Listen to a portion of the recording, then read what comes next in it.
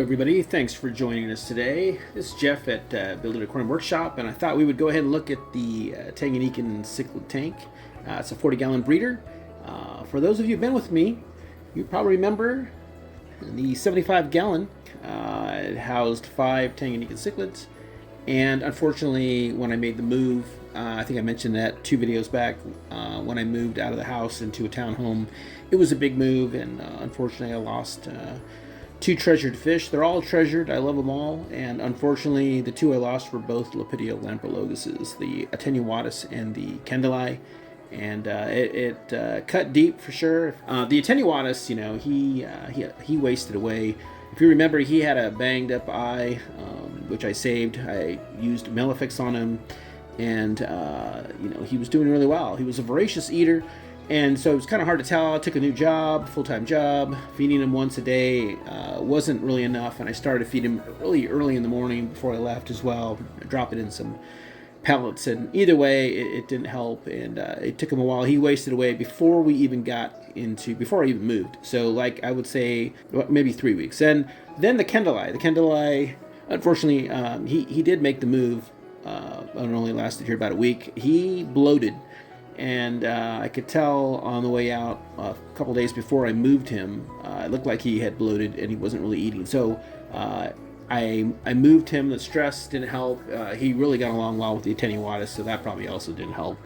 And so I treated him with an antibiotic, but yeah, it was apparently too late. He went through, I think, the first 3 or 4 days of the antibiotic, and then that was it. So it was a very, very big loss for me. But here's the tank. And today's video is about what kind of filter and seeding your aquarium. So I had to make the move. I had 5 aquariums. I downsized them to 4, and so it was a big move. I didn't move them all on the same day. That just would have been catastrophic. And as it is, I lost a couple of fish anyway and a couple corals. So it was very, it was a big bummer. Let's just say it that way. But anyway, so okay, let's get to our video here. Alrighty, so this part of the video goes out to Tartar Ramazan 80. I hope I got that right. Had commented, "Today I saw it. What a pleasant surprise about Tanganyikan tank, which was a 75-gallon. This is the 40, but the same fish." And so I thought I'd go ahead and take time to talk about the person's question, which was, what type of filter am I using? And it's the same one that I had on the 75-gallon. I have a Marineland Penguin BioWheel 350 that's no longer made. There's a newer version. I want to say it's a 370 or something like that. You can look that up. They're available at PetSmart and Petco and online. And so this is the filter, and this is the back of the filters where the pads go. Okay, and we also have bio wheels. So there's 2 bio wheels there, and as you can see, they should be moving. Sometimes they move slowly. This one I'm going to need to clean out. Probably not the wheel, but there's probably some calcium deposits, as you can see on this filter, that might be in. Well, let's just look at it. You can take these out so you can see the calcium deposits. Hopefully right here in these grooves, perhaps might need to be cleaned. When you have a lower flow rate also, it's not going to move as well. So I just cleaned the pad out not too long ago, but it's probably ready to clean again. And you see it does spin and move, so the bio wheels are working. This is moving just a lot faster. And okay, so seeding the tank. If you have a filter, it doesn't have to be a bio wheel, any hang-on filter or any filter. This is an easy way to start a new tank without going through new tank syndrome, which is just basically we want to get a bunch of bacteria that'll break down fish's waste. Really all organic matter. Doesn't matter if it's uneaten food, decaying plant matter, fish going to the bathroom. It all breaks down, and we need bacteria. Okay, so your bacteria are here on these right here on these wheels, right? And just tons and tons just alone in one wheel. Our light just went out to our aquarium. Okay, and then in these pads, this is just the filter pads right here, right? You got the carbon on one side, and then on the other side, I don't want to take it all the way out, the filter's running, but you can see the blue pads. The blue pads are, where the first stop to where the waste is going. It's gonna, took the pad out. There we go. And it hits the pad, and then you got your water purifier, the carbon, activated carbon. You could be using other things. These come with activated carbon. And then it goes to the wheel where the bacteria are. The water drips over there, okay? So anyway, to seed aquarium, if you have a dirty filter, whether it's a pad with, because this plastic, they love plastic, this material as well. So when we turn this filter on and the water runs through it, assuming there's nothing to kill them like chlorine, nothing like that, then the bacteria are going to go in your tank and they're going to seed your tank. That's what we call it, seeding your tank.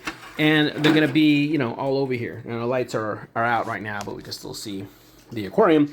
And so, yes, where do you have like bacteria? In the sand, in the substrate. Could be gravel, could be sand. In this case, it's sand. Rocks. Bacteria love to be in rocks, right? And so, yes, if you move over gravel, your substrate, that can seed your tank. If you move over rock, that can seed your tank. If you use the same filter from a previous aquarium, that can seed your tank, which is in this case is what I did, is I set up this tank ahead of time, this 40, okay? We'll just look at it with the lights off. I set it up ahead of time and put in the brand new sand, so it didn't have any bacteria. I put in the water, filled it up, and then I put in a power head up here to start the aeration going. Make sure I dechlorinate it. I put in the Tanganyikan Cichlid buffer and salt, right, to get the pH and DH right, like I wanted it. And then it was a matter of moving the fish. So come fish day, it was a big move. I had to move the rocks. I had to move, of course, capture all the fish and move them, and as well as the filter. So I had to make sure that nothing dried out, right? We don't want this to dry out. We don't want the live rock to dry out because that's where the bacteria are. And we also don't want them, over time, if you just left them in water, even in their same water, what could happen is the water could get really, really cold. And that would also. So hot water, cold water, that wouldn't be good for your bacteria. They are kind of delicate. And so you got to make sure that they're, preferably keep these bacteria here. I just put these in water. You can put them in a fish bag or a bucket with your water.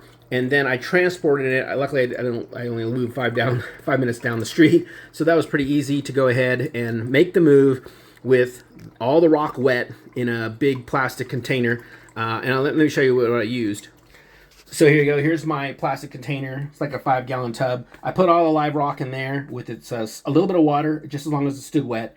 And again, I didn't go very far. So, and you can use buckets. There's a 5-gallon bucket I use as well. This is probably more than 5 gallons, that bucket.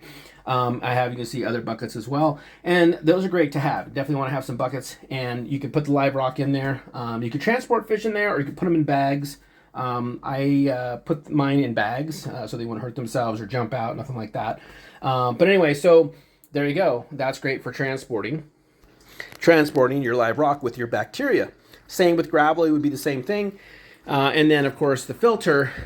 This I went ahead and I actually dumped all the water out, except for, again, I used water from the tank, and I put these in bags, okay? You can put them in a bucket too, but I put them in bags with the water and then transported. And then I just basically reset this up. Just hung it up and put in, I left even the pads, I didn't even clean them out.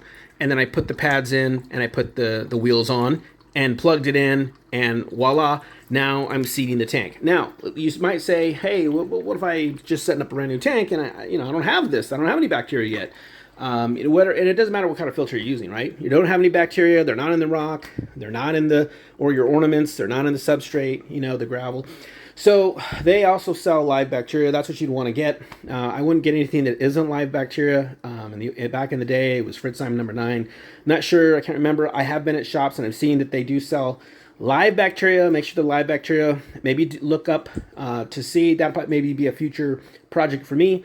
Video to show you, hey, here's where you can get some live bacteria and not just bacteria food, because that's always the big debate between live bacteria and bacteria food, in terms of seeding your aquarium. And that goes for salt water as well. All right, so there you have it, folks. Hopefully you liked the video, okay? And if you do, give us a like. You learned anything, feel free to subscribe to the channel. And next week, we have our 35-gallon rimless Aquarium cube. It is a reef tank, and it is a beauty. So you won't want to miss that episode. We'll see you next week. Thanks for watching, everybody. Bye-bye.